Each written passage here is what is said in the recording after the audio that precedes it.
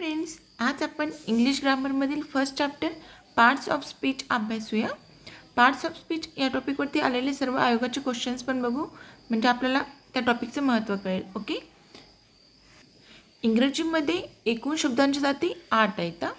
Noun, pronoun, adjective, verb, adverb, preposition, conjunction आणि interjection. आता थोडक्यात समजून घेऊ आपण नाउन म्हणजे काय असतं. तर नाउन म्हणजे व्यक्ती, स्थळ किंवा वस्तू यांच्या नावाला आपण काय म्हणलेलं आहे, नाउन असं म्हटलेलं आहे. ओके. त्या ठिकाणी काही असू शकतं, टेबल, फॅन, चेअर, काही पण असू शकतं. ओके. त्या प्रत्येक नावाला आपण नाम असं म्हटलेलं आहे, नाउन म्हटलेलं आहे. आता प्रोनाउन म्हणजे काय असतं, जे नामाच्या ऐवजी येणारा जो शब्द असतो त्याला आपण नाही का प्रोनाउन असं म्हटलेलं आहे. मी थोडक्यात एकदम इझी वेने सांगते. ओके. कारण आपल्या एक्झाममध्ये आपल्याला डेफिनेशन विचारलं जात नाही, यावरती येणारे क्वेश्चन्स कशा प्रकारचे असतात ते खूप महत्त्वाचे आहेत. ओके. त्यामुळे प्रोनाउन म्हणजे काय असतं, नामाच्या ऐवजी येणाऱ्या शब्दाला आपण सर्वनाम असं म्हणतो. आता ॲडजेक्टिव्ह म्हणजेच काय, विशेषण येतं. ओके.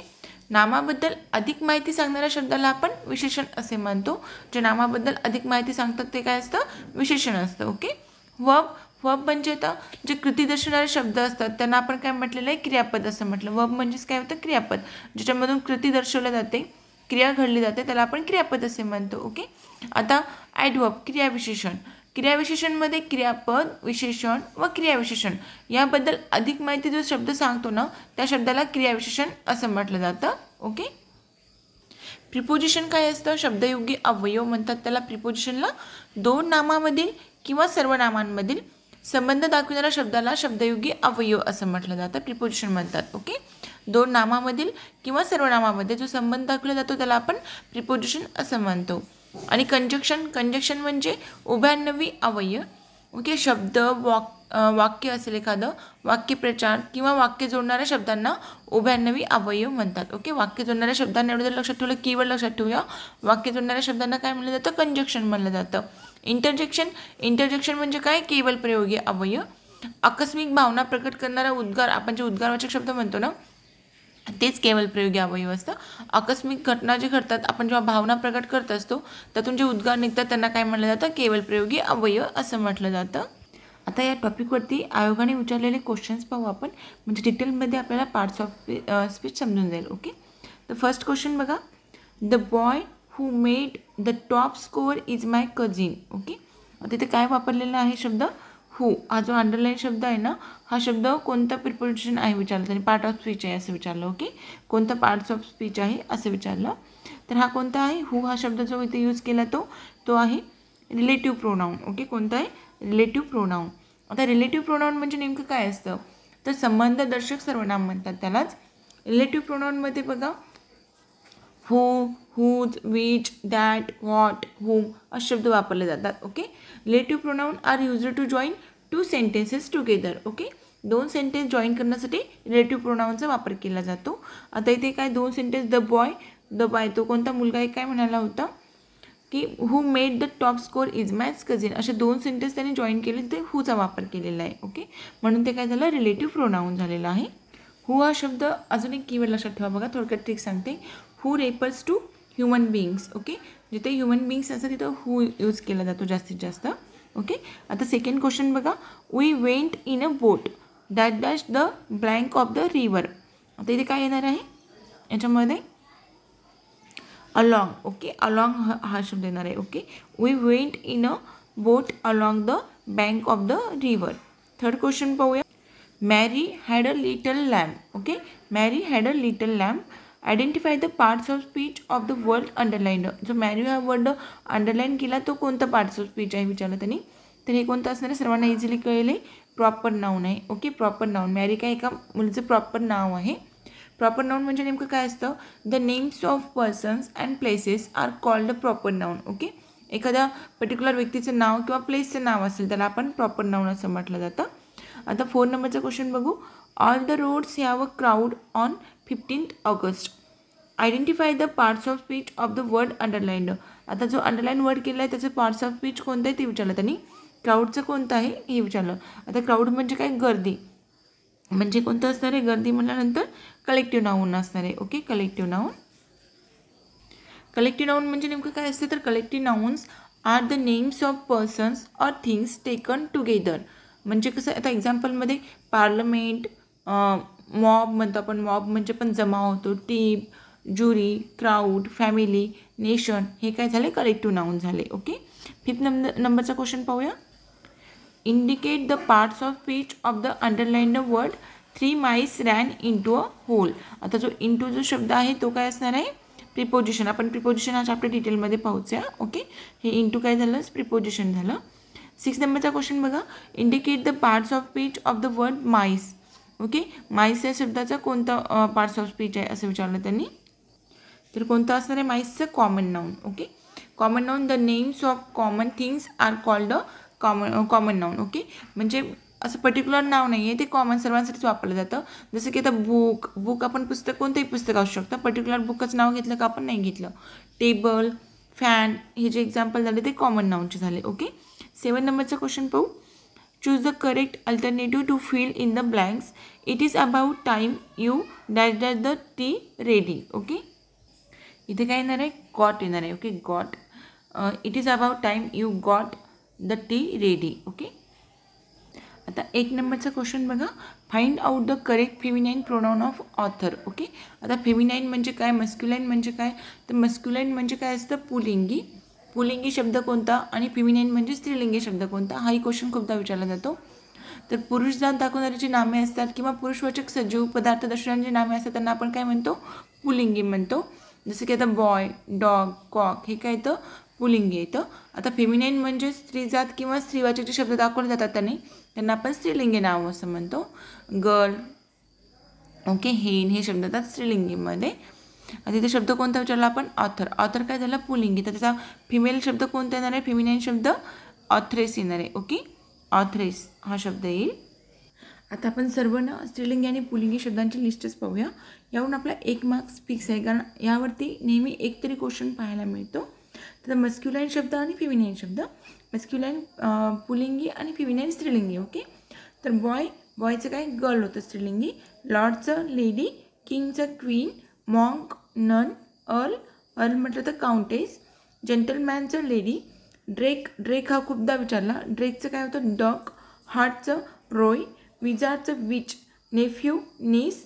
ओके. स्टॅगचं हिंड येतं. गँडरचं येतं गूज. ओके. ड्रोनचं बी. सरचं मॅडम. विडोरचं विडो. ओके. स्त्रीलिंगी काय येणार, विडो. फॉक्सचं स्त्रीलिंगी विक्सन. Fox, vixen. हिरोचं हिरोईन. हजबंडचं वाईफ. सन, डॉटर हे कॉमन येतं. मॅन, वुमन एवढं इझी आपल्याला विचारलं जात नाही, पण तरी लक्षात राहतं. Dog, bitch. कॉकचं हेन. व्हाईसरॉयचं व्हाईसरीन. ओके. काय काय हार्ड जे शब्द आहेत ते लक्षात ठेवावे लागतील. व्हाईसरॉयचं व्हाईसरीन.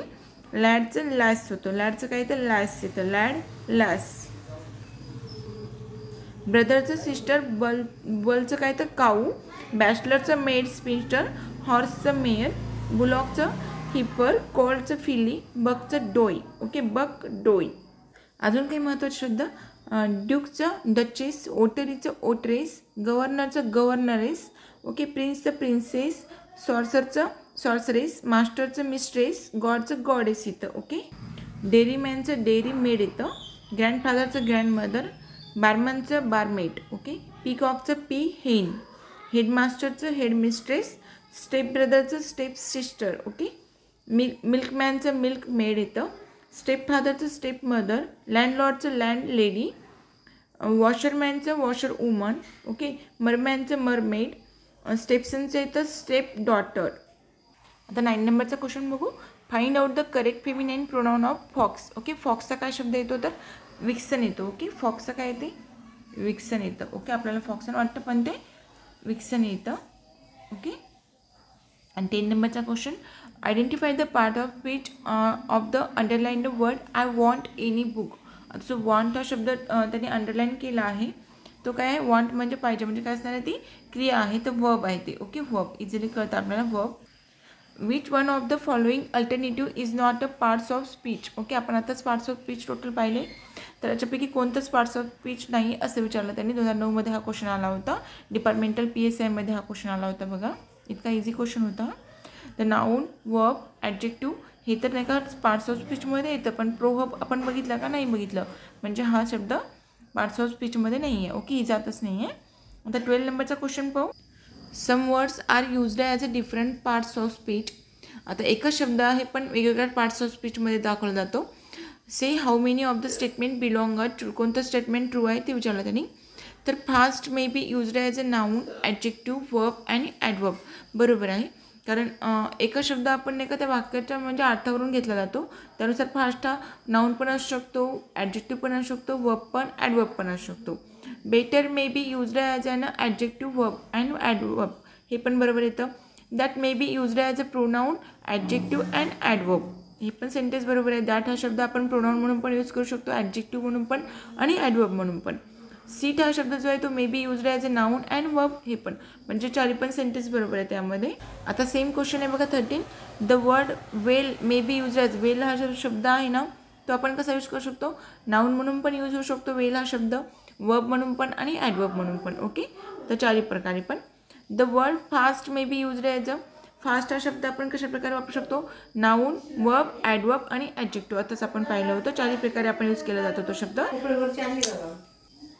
Identify the parts of speech of the italicised word in the following sentence. Okay, आता शब्द दिला खालचा आपल्याला ते ओळखायचे कोणत्या पार्ट्स ऑफ स्पीचमध्ये आहे. तर away away you scoundrel. Okay, away away हा जो शब्द कोणता आहे, हा इंटरजेक्शन आहे. ओके, अवे अवे काय आहे, इंटरजेक्शन आहे. आपण इंटरजेक्शन म्हणजे आताच बघितलं होतं, केवळ प्रयोगी अवयव येतं. ओके, एखादी भावना प्रकट करण्यासाठी जो शब्द काढला जातो त्याला आपण काय म्हटलं आहे, इंटरजेक्शन असं म्हटलं आहे. तिथं अवे अवे, दूर हो असा शब्द जो वापरलेला आहे तो इंटरजेक्शन या अर्थाने वापरलेला आहे. आता 16वा क्वेश्चन बघू. Choose the most correct option to fill in the blank. Okay, एक वाक्य दिलं तिथले आपल्याला ब्लँक जागा भरायची आहे. The word fast can be used as. आपण आताच हा शब्द बघितला, एकच म्हणजे क्वेश्चन खूपदा रिपीट होतो, त्यामुळे प्रिव्हियस इयरचे क्वेश्चन आपल्याला इंग्लिशसाठी खूप अतिशय उपयुक्त आहेत. तर फास्ट हा शब्द आपण नाऊन, ॲडजेक्टिव्ह, वर्ब आणि ॲडवर्ब या चारही प्रकारे वापरू शकतो. ओके, इथं 4 नंबरचा आन्सर येईल. 17 नंबरचा क्वेश्चन बघू. How many parts of speech are there in English language. एकदम इझी क्वेश्चन होता, 2014 टायपिस्टमध्ये विचारला होता. किती प्रकारच्या शब्दात जाती येतात, 8 प्रकारच्या. Do not play foul or you may regret your actions later. आता या वाक्यामध्ये फोल हा जो शब्द आहे तो कोणत्या पार्ट्स ऑफ स्पीचमध्ये येतो, तर फोल येतो ॲडवर्बमध्ये. ओके, ॲडवर्ब काय असतं, तर क्रियाविशेषण असतं. क्रियापद, विशेषण किंवा क्रियाविशेषण याबद्दल जे अधिक माहिती सांगतो त्या शब्दाला आपण काय म्हटलेलं आहे, क्रियाविशेषण म्हटलं आहे. मग फोल हा शब्द इथे काय झाला, ॲडवर्ब झाला. ओके, 19 क्वेश्चन बघा, एकदम मस्त क्वेश्चन आहे. आता वेगवेगळे सेंटेन्स दिले आणि त्यामध्ये प्रत्येक शब्दाचं म्हणजे आता जे आपण बघितलं तर फास्ट हा शब्द वेगवेगळ्या याच्यामध्ये येऊ शकतो पार्ट्स ऑफ स्पीचमध्ये. तर त्या वाक्यानुसार त्याचा हे बदलतो. ओके, पार्ट्स ऑफ स्पीच बदलतो. तर पहिलं वाक्य, he is fast talker. Okay, तो काय करतो, जलद बोलतो. आता इथे काय झालं, त्या बोलण्याच्या क्रियेबद्दल माहिती सांगितलेली आहे. म्हणजे काय येणार आहे या क्रियेमध्ये बघा, ॲडजेक्टिव्ह म्हणून क्रियाविशेषण म्हणून काम केलेलं आहे फास्ट या शब्दाने. आता I was observing a fast. आता इथे फास्ट हा शब्द नाऊन म्हणून उपयोगी आलेला आहे. Muslims fast during the Ramzan. Okay, तर इथला हा शब्द वर्ब म्हणून कार्य करतो. आणि